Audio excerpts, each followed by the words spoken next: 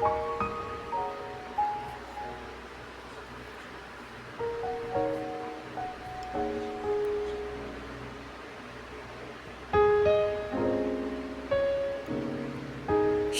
সকাল সবাইকে। কেমন আছো তোমরা সবাই? আশা করছি তোমরা সবাই ভালো আছো, সুস্থ আছো।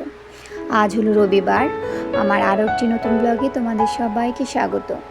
দেখো এখানে না বেশ কয়েক মাস বাদে একটা লক্ষ্মী জবা ফুটেছে। মানে বেশ কয়েক মাস, মানে ধরো প্রায় 8 মাস, 9 মাস, 10 মাস, এতগুলো মাস ধরে আমি শুধু এই গাছটার পরিচর্যা করে গেছি। গাছটা পুরো কি বলবো, একদম মানে শেষ পর্যায়ে চলেই গেছিলো, মরেই গেছিলো গাছটা ধরতে গেলে। তোমাদেরকে সেভাবে আমি কখনো দেখাইনি লক্ষ্মী জবা গাছ। আমার হাজব্যান্ড একবার বলেই ছিল, আমারও মনে হয়েছিল যে গাছটাকে তুলে ফেলে দিই, এরকম অবস্থা হয়ে গেছিলো। কিন্তু না, মনে বিশ্বাস নিয়ে প্রচুর পরিশ্রম করেছি এই গাছটার পেছনে। যেন আজ দেখো গাছটা একটা লক্ষ্মী জবা ফুটেছে এবং প্রত্যেকটা গাছের ডালার মাথায় মাথায় না কুড়িও হয়েছে। কিন্তু এখন আমার হাজব্যান্ড বলে, তাহলে তুমি গাছটাকে বাঁচাতে পারলে, এরকম আর কি বলছিল একদিন। যাই হোক, সময় সময় খাবার দিয়ে গেছি, জল দিয়ে গেছি। আজ মনে হয় যেন সার্থক হয়েছে, গাছটাকে আমি বাঁচাতে পেরেছি। ওষুধও দিয়েছিলাম গাছটাতে। যাই হোক, দেখো কি সুন্দর লাগছে। বাদ বাকি ফুলগুলোও তুলে নিয়েছি। আর এখানে দেখো এই গোলাপ দুটো কেমন একটা নষ্টই হয়ে গেছে, কেমন একটা লাগছে। কিন্তু হলুদ গোলাপ দুটো বেশ ঠিকঠাকই আছে মোটামুটি। বন্ধুরা, আজকে আমার ব্লগটা তোমাদের ভালো লাগলে প্লিজ একটা লাইক দিয়ে ভিডিওটা দেখা শুরু করো। কমেন্টে জানিও। সম্পূর্ণ ভিডিওটা দেখার অনুরোধ রইল। শেয়ার করো। আর নতুন বন্ধু হয়ে থাকলে আমার চ্যানেলটি সাবস্ক্রাইব করে আমার পাশে থেকো। চলো এবার নিচে নেমে যাব। আচ্ছা, বিছানাটা গুছিয়ে নিলাম, তারপরে সমস্ত ঘরগুলো ঝাড় দিয়ে নেব।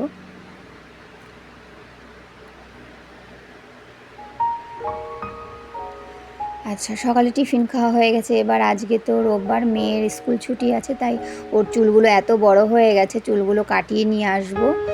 তাই দেখছিলাম যে কতটা কাটালে ভালো হয়। মেয়ের গরমে প্রচণ্ড কষ্ট হচ্ছিল চুলগুলো নিয়ে। চুলগুলো কাটিয়ে নিয়ে এখন বাড়িতে যাচ্ছি, পরে তোমাদের দেখাবো কীরকম হলো ওর চুলের কাটিংটা। আর দেখো বাইরে প্রচণ্ড রোদ, মানে এই সময় প্রয়োজন ছাড়া একদমই বেরোনো উচিত নয়, বেরোলে প্রচণ্ড কষ্ট হচ্ছে। যাই হোক, দুপুরে রান্নাবান্না দেখো। আর আজ তো রবিবার, ছুটির দিন রোববার। ভাত করেছি, মানে ভাতটা এখন করলাম। আর এখানে আছে শাক ভাজা করেছি, মানে মেয়েকে নিয়ে যাওয়ার আগে শাক ভাজা আর ডালটা করেছি, টক ডাল করেছি। শাক ভাজা আর টক ডাল করে রেখেই আমি গেছিলাম। আর বাদ বাকি রান্নাগুলো না গুছিয়ে রেখে গেছিলাম, যাতে এসে আমি ফটাফট করে নিতে পারি। সম্পূর্ণ ভিডিওটা তোমরা দেখতে থাকো, আশা করছি একটু হলেও ভালো লাগবে। আর দেখো এখানে চিকেন কষানো হচ্ছে, দেশি মুরগি এনেছে, মাংসটা ভালো করে কষিয়ে নিচ্ছি। আর এখানে আমের টক করছি। আমগুলো প্রায় সিদ্ধ হয়েই গেছে। এখন একটু হলুদ, চিনি, আমটা একটু গলিয়ে দেব সব কিছু দিয়ে।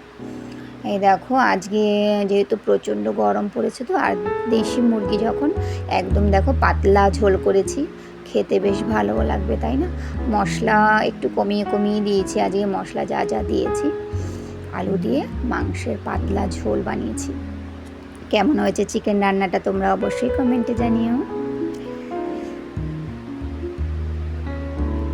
আর এই দেখো টকটা হয়ে গেছে, ব্যাস রান্না হয়ে গেছে। এবার মেয়েকে খেতে দিয়ে দেবো, আর তারপর আমি রান্নাঘর পুরো পরিষ্কার করে নিয়ে।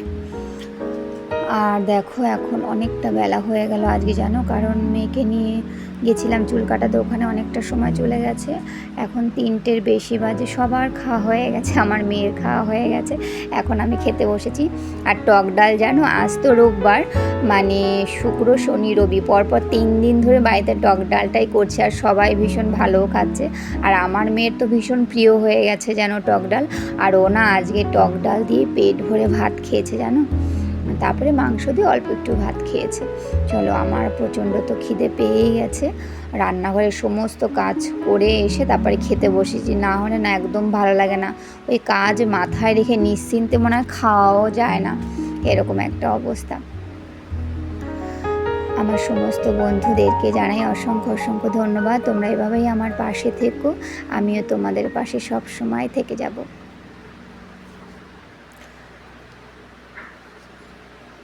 আর অনেক দিন বাদে না বাড়িতে শাক ভাজা খেলাম, অনেকগুলো দিন হয়ে গেছে, 2 সপ্তাহ তো হয়েছে। আর গরম পড়াতে শাক ভাজাটা একটু কমই খাওয়া হয় বাড়িতে।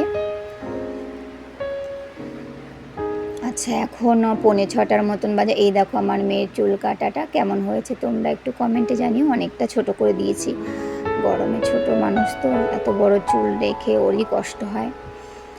আচ্ছা, এবার দেখো আমি বিকেলবেলা কিভাবে মানে গাছে জল দিই। সম্পূর্ণ গাছগুলো মানে প্রত্যেকটা গাছকে না মানে একদম মাথা থেকে পুরো নিচ পর্যন্ত পুরো স্নান, যেরকম আমরা স্নান করি এই গরমের সময়টা আমরা মানে আমি সেটা করে দিই, মানে পুরো গাছটাকে পুরো স্নান করিয়ে দিই ঠান্ডা জল দিয়ে। আর এই কাজটা করতে আমার অনেকটা সময়ও লাগে, কারণ গাছও তো মোটামুটি আছে, বেশ কিছু গাছ আছে, সমস্ত গাছে স্নান করাতে অনেকটা জলেরও দরকার হয়। আর এদেরকে স্নান করাতে আসলে আমি যেন ভিজে যাই এরকম অবস্থা। আমার হাজব্যান্ড বলছিল যে মানে সামনের মাসেও তো আরও রোদের তেজ বাড়বে, মানে এই গাছের ওপরে যে শেডগুলো পাওয়া যায় ওইগুলো দেবে। তখন বললাম যে দরকার নেই, প্রত্যেক দিন বিকেলে উঠে আমি গাছগুলো কীভাবে স্নান করিয়ে দেবো, দেখি কি হয়। তো যাই হোক, দেখলাম ঠিকঠাকই আছে এখনো পর্যন্ত, জানি না সামনে কি হবে।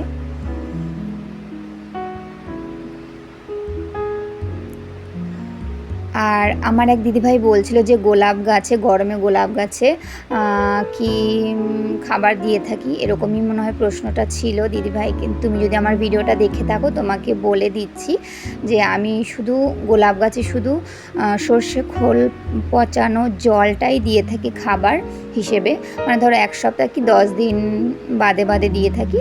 আর মাঝে মধ্যে একটু গোবর সার তো দিই, ব্যাস এই দেওয়া হয়। আর একটু কলার খোসা ভিজানো জল এইসবই দিয়ে থাকি, আর কিছুই না। তুমি ওইভাবে দিতে পারো, ভালোই হবে। জানো, গাছে জল দেওয়ার পর না সমস্ত গাছগুলো একটু ধরে ধরে দেখি, মানে গাছগুলো বেশ ঠান্ডা হয়ে যায়, বেশ ভালো লাগে। আর ছাদে প্রচুর হাওয়া আছে, কিন্তু সারা আকাশ জুড়ে মেঘ, কিন্তু হাওয়া আছে, এটাই রক্ষা। আর এই হাওয়া ছেড়ে না মনে হয় না যেন ঘরে যাই, মনে হয় যেন এখানেই থাকি, কিন্তু ঘরে তো যেতে হবে। যাই হোক, মেয়ে আমি একটু গল্প করছি এখানে, কিছুক্ষণ থাকবো, তারপর তো সন্ধে হয়ে যাবে, একটু একটু সন্ধে হয়ে যাচ্ছেও। ঘরে গিয়ে সন্ধে দেবো, মেয়েকে পড়তে বসাবো, অনেক কাজ।